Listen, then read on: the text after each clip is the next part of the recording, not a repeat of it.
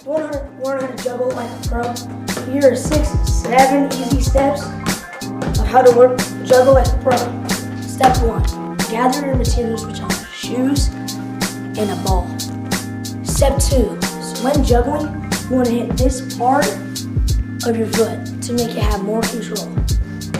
And when juggling, bend your knees. If you don't, you move like this. You don't want to do that.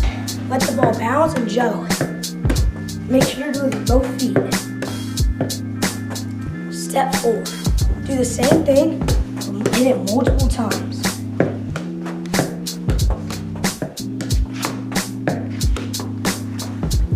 Now hit it up and go. Do that with both feet. Step 6, do the same thing as step 5, but hit it both times, like 2 times. I can't get that.